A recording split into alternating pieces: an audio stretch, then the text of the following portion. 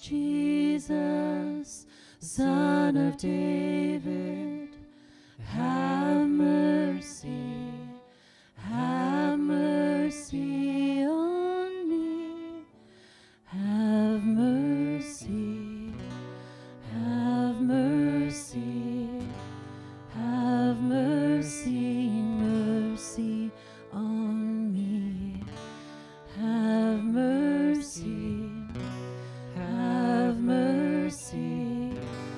Have mercy. Mercy on me.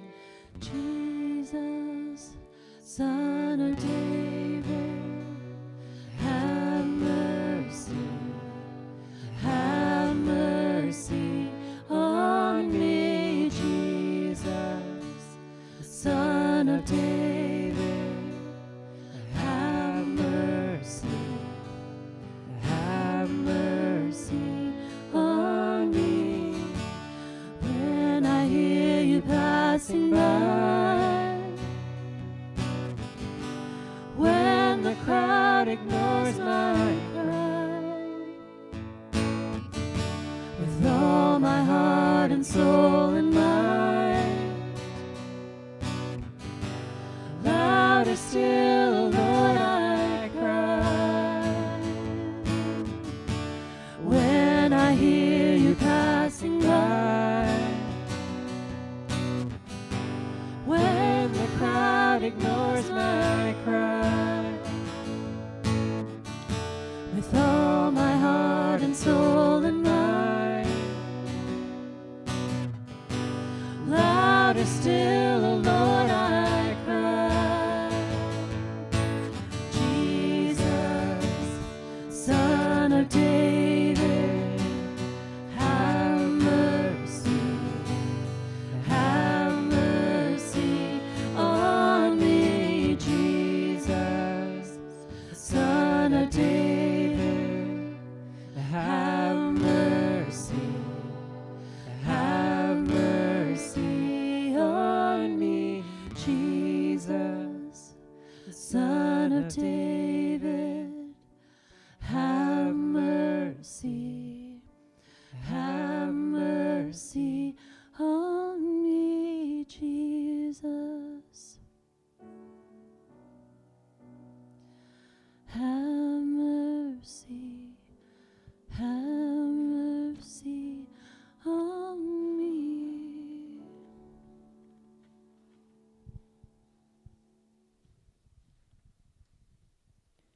Then they sang a hymn and went out to the Mount of Olives.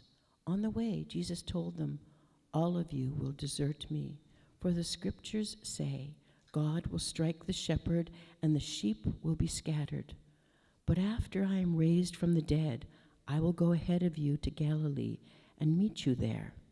Peter said to him, "Even if everyone else deserts you, I never will." Jesus replied, "I tell you the truth, Peter, this very night, before the rooster crows twice, you will deny 3 times that you even know me." "No," Peter declared emphatically, "even if I have to die with you, I will never deny you." And all the others vowed the same.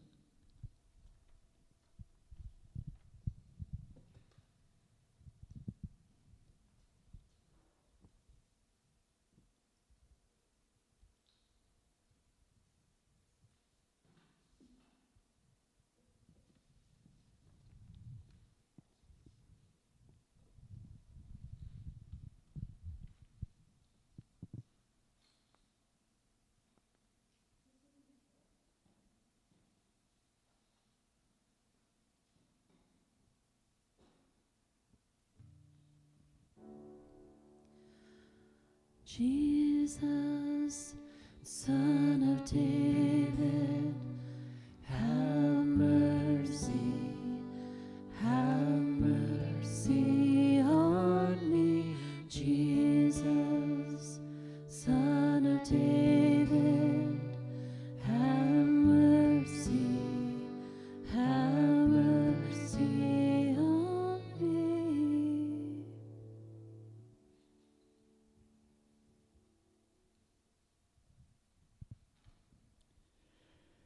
They went to the olive grove called Gethsemane, and Jesus said, "Sit here while I go and pray."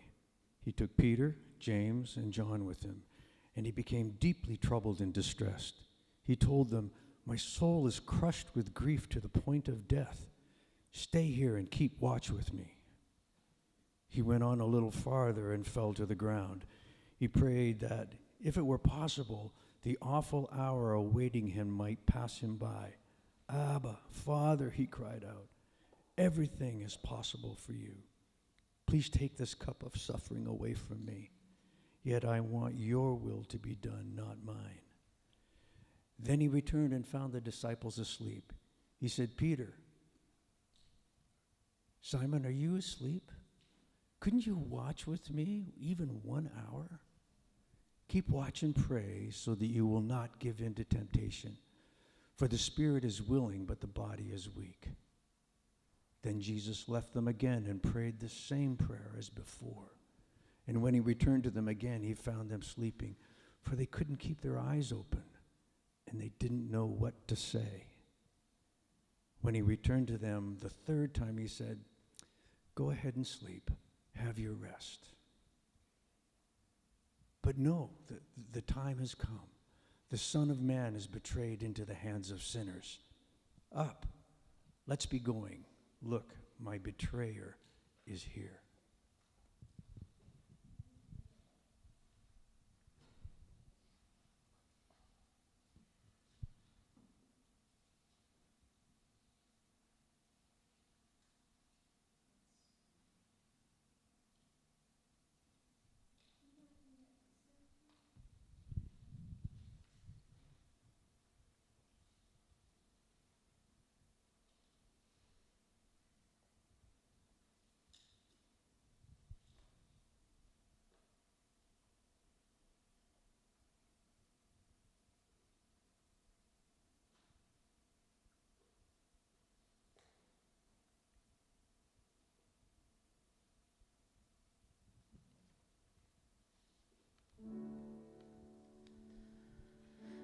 Have mercy, have mercy, have mercy, mercy on us.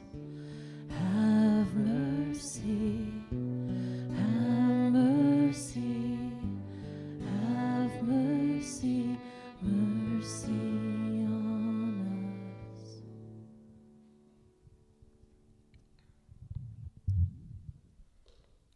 And immediately, even as Jesus said this, Judas, one of the 12 disciples, arrived with a crowd of men armed with swords and clubs. They had been sent by the leading priests, the teachers of religious law, and the elders. The traitor, Judas, had given them a pre-arranged signal.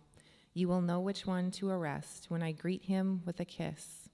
Then you can take him away under guard." As soon as they arrived, Judas walked up to Jesus. "Rabbi," he exclaimed, and gave him the kiss. Then the others grabbed Jesus and arrested him. But one of the men with Jesus pulled out his sword and struck the high priest's slave, slashing off his ear. Jesus asked them, "Am I some dangerous revolutionary that you come with swords and clubs to arrest me? Why didn't you arrest me in the temple? I was there among you, teaching every day. But these things are happening to fulfill what the scriptures say about me." Then all his disciples deserted him and ran away.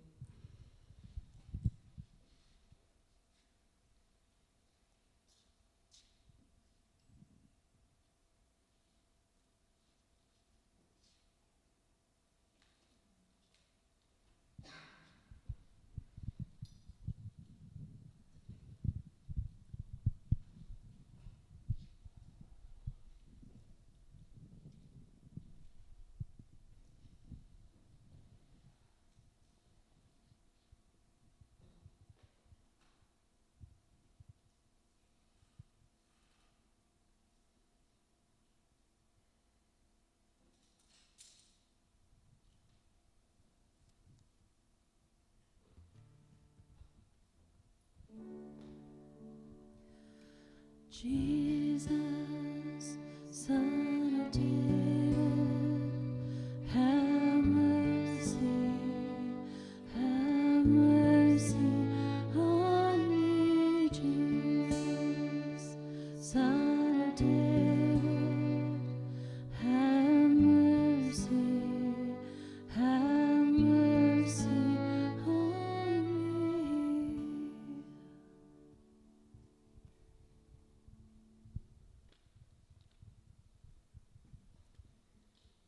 They took Jesus to the high priest's home where the leading priests, the elders, and the teachers of religious law had gathered. Meanwhile, Peter followed him at a distance and went right into the high priest's courtyard. There he sat with the guards, warming himself by the fire. Inside, the leading priests and the entire high council were trying to find evidence against Jesus so that they could put him to death. But they couldn't find any. Many false witnesses spoke against him, but they contradicted each other. Finally, some men stood up and gave this false testimony. We heard him say, "I will destroy this temple made with human hands, and in 3 days I will build another, made without human hands." But even then, they didn't get their story straight. Then the high priest stood up before the others and asked Jesus, "Well, aren't you going to answer these charges? What do you have to say for yourself?" But Jesus was silent and made no reply. Then the high priest asked him, "Are you the Messiah, the Son of the Blessed One?" Jesus said, "I am. And you will see the Son of Man seated in the place of power at God's right hand and coming on the clouds of heaven." Then the high priest tore his clothing to show his horror and said, "Why do we need other witnesses? You have all heard this blasphemy. What is your verdict?" "Guilty," they all cried. "He deserves to die." Then some of them began to spit at him, and they blindfolded him and beat him with their fists. "Prophesy to us," they jeered, and the guards slapped him as they took him away.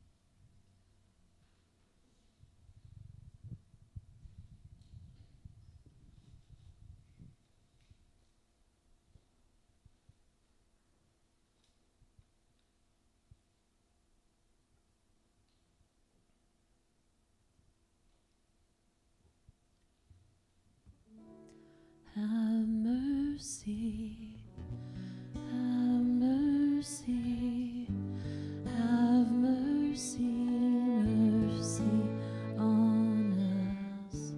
Have mercy, have mercy, have mercy, mercy on us.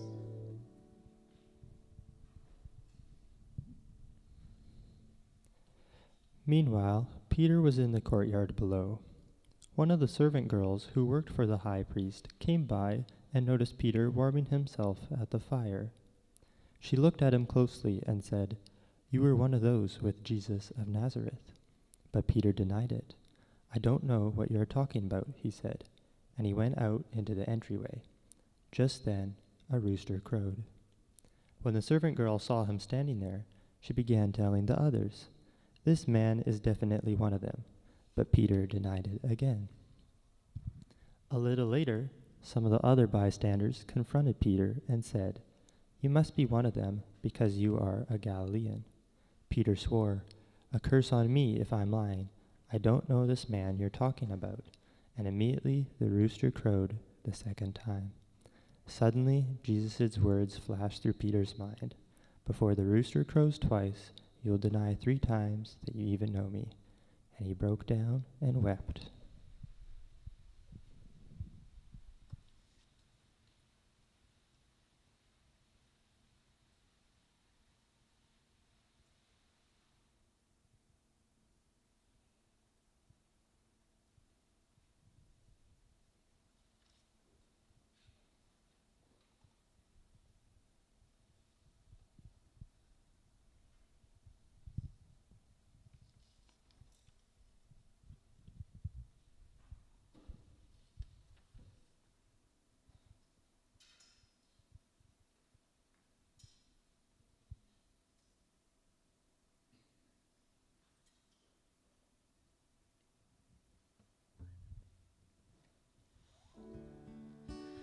Jesus, Son of David, have mercy, have mercy on me. Jesus, Son of David, have mercy, have mercy on me.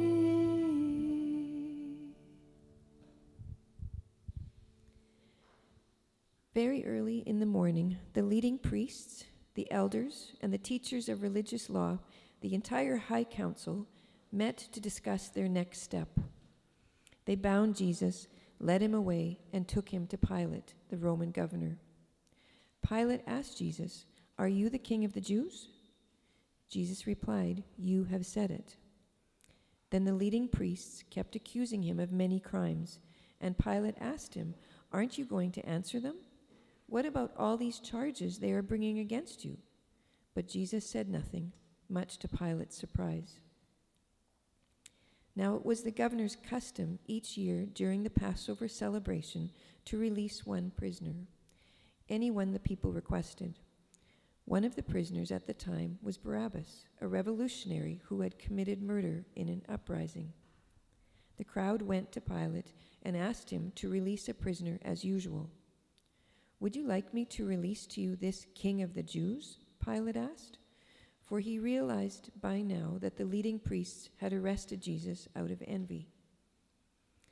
But at this point, the leading priests stirred up the crowd to demand the release of Barabbas instead of Jesus.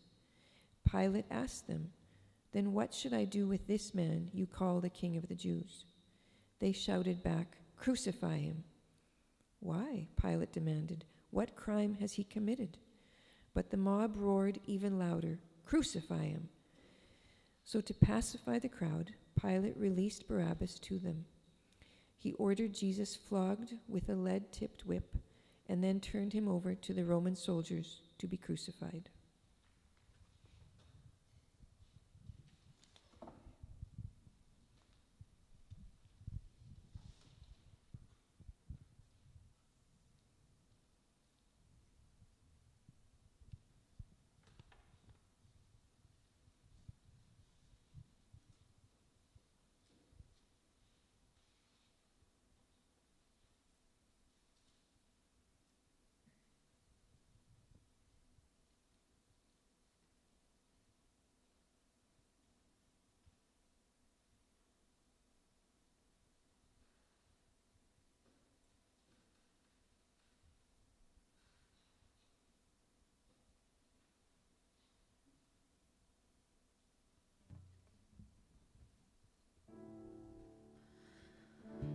Have mercy, have mercy, have mercy, mercy on us. Have mercy, have mercy, have mercy, mercy on us.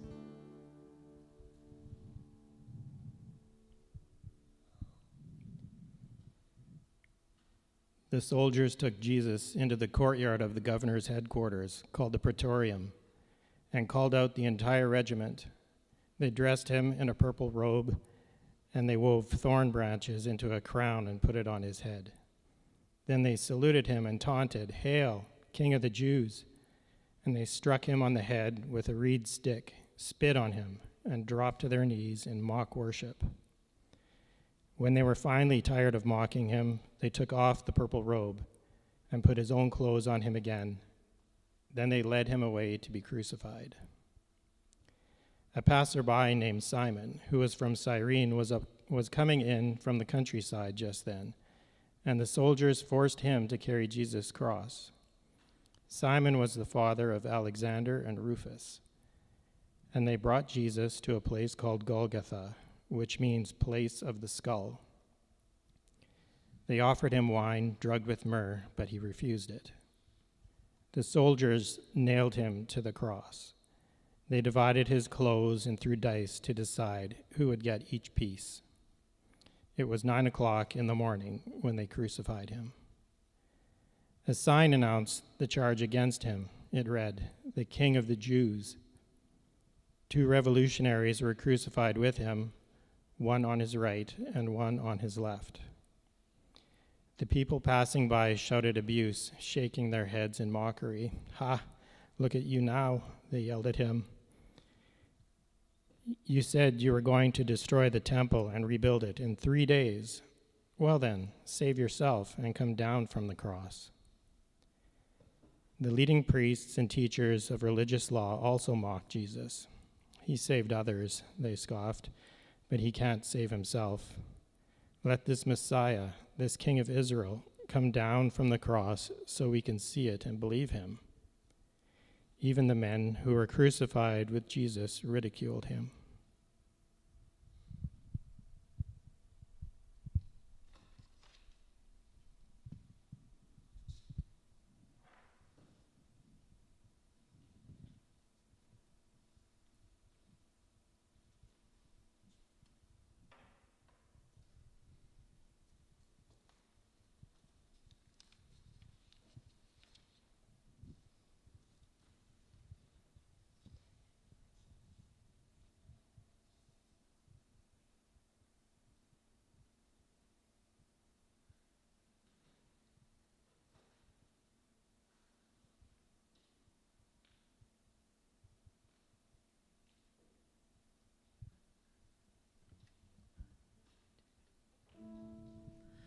Jesus, Son of David, have mercy on me. Jesus, Son of David, have mercy on me.